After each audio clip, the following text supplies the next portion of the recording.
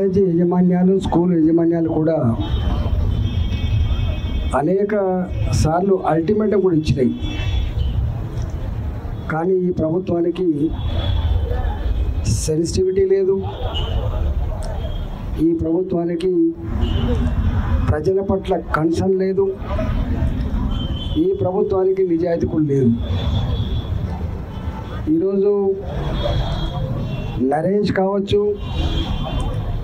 లక్ష్మీకాంత్ కావచ్చు, మల్లేష్ కావచ్చు, 45 గంటల బంద్, 45 గంటల నిరాహార దీక్ష పూనుకుంటే ఇవాళ భారతీయ జనతా పార్టీ ఎల్బీ నగర్ శాఖతో పాటుగా రంగారెడ్డి జిల్లా అధ్యక్షులు శ్రీనివాసరెడ్డి గారు, మాజీ అధ్యక్షులు రంగారెడ్డి గారు, మా ఇన్ఛార్జ్ రవీందర్ గారు, మా కార్పొరేటర్ లచ్చిరెడ్డి గారు, అనేక మంది నాయకులు ఇది న్యాయమైంది కాబట్టి, ఇది అవసరమైంది కాబట్టి, లక్షల మంది విద్యార్థులతో పాటుగా తల్లిదండ్రుల ఆక్రందన కాబట్టి ఇవాళ వీటికి సంపూర్ణంగా మద్దతు ఇస్తూ ఉన్నారు. నేను ఈ వేదిక నుంచి ప్రభుత్వాన్ని డిమాండ్ చేస్తున్నా, తాత్సారం చేయకుండా, శశభిషలు లెక్క పెట్టకుండా, పెద్ద పెద్ద కాంట్రాక్టర్లకి బీహార్ ఎన్నికల కోసమో, నీ ఢిల్లీ డబ్బులు పంపడం కోసమో వాళ్ళకు డబ్బులు ఇస్తే మీకు వస్తాయని చెప్పి వాళ్ళకు మాత్రం ఇస్తూ లక్షల మంది విద్యార్థులు జీవితాలతో చెలగాటమాడకుండా, విద్యార్థులకు ఇబ్బంది కాకుండా మీరు ఫీ రియంబర్స్మెంట్ చేయాలని చెప్పి డిమాండ్ చేస్తున్నాం. కాలేజ్ యాజమాన్యాలు, స్కూల్ యాజమాన్యాలు ఇలా జీతభత్యాలు ఇచ్చే పరిస్థితి లేదు.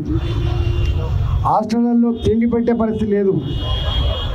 ఎడ్యుకేషన్ డిగ్రీ పూర్తయిన తర్వాత వాళ్ళు మళ్ళీ మాస్టర్స్ కోసమో ఇతర ఉద్యోగాలు వస్తానో వాళ్ళకి ఆ సర్టిఫికేట్ దొరకక అయితేనా వాళ్ళు జేబులకు వెళ్ళి కట్టుకోవాలి, లేకపోతే సర్టిఫికేట్ వదిలిపెట్టుకోవాలి, పైచల్లోకి పోకుండా ఉండే పరిస్థితి అది.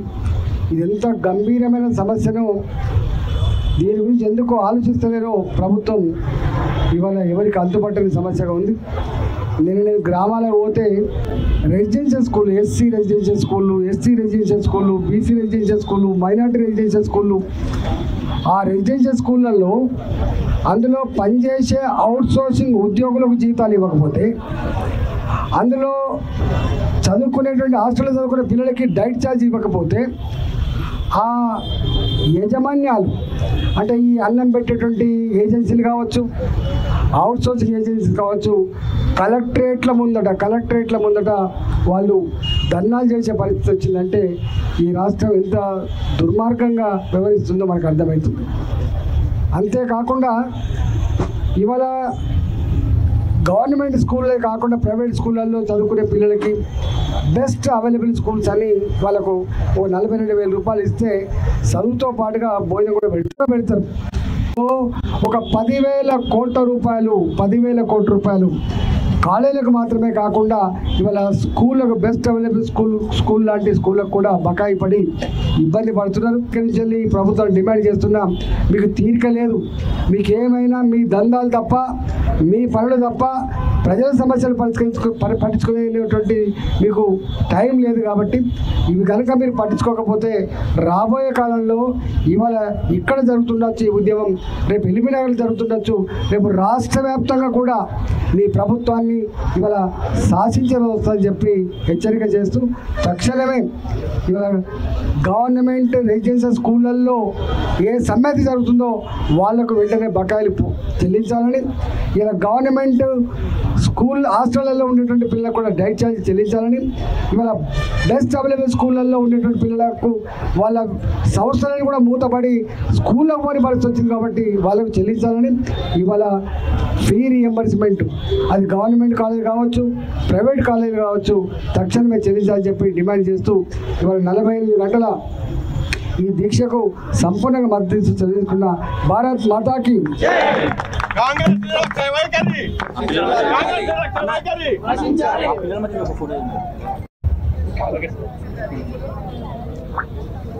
మధ్యతరగతి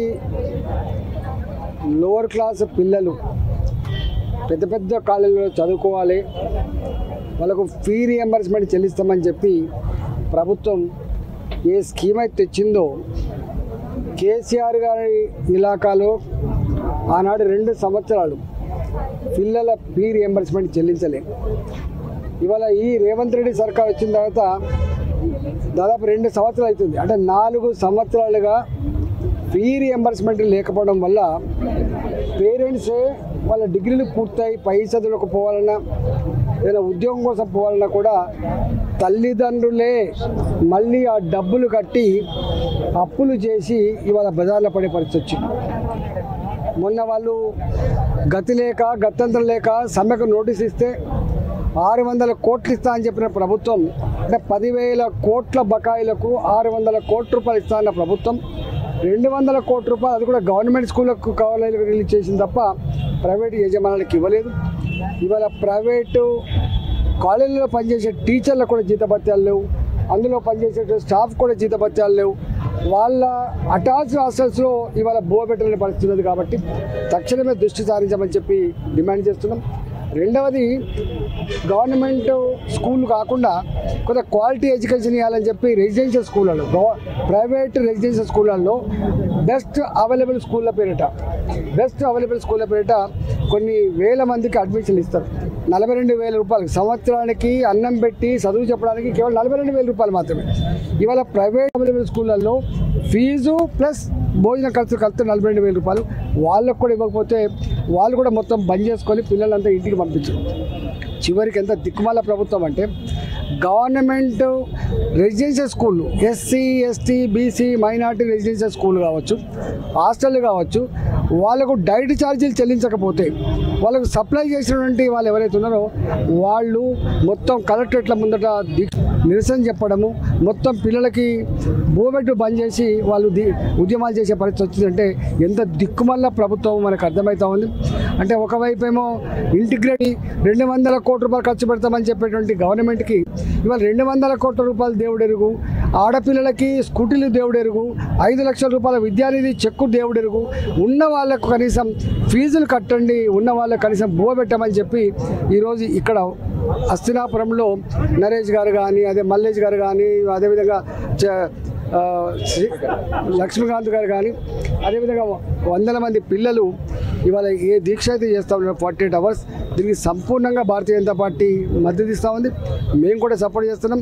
ఇవాళ ఇందిరా భారత ధర్నా చేసినప్పటికీ కూడా చీమ కుట్టినట్టు కూడా లేదు ఈ ప్రభుత్వానికి. ఇది అత్యంత దుర్మార్గమైన ప్రభుత్వంగా మారిపోయింది, ప్రజా కంటక ప్రభుత్వంగా మారిపోయింది. కాబట్టి దృష్టి పెట్టి ఈ సమస్యను వెంటనే పరిష్కరించాలని చెప్పి మేము డిమాండ్ చేస్తున్నాం.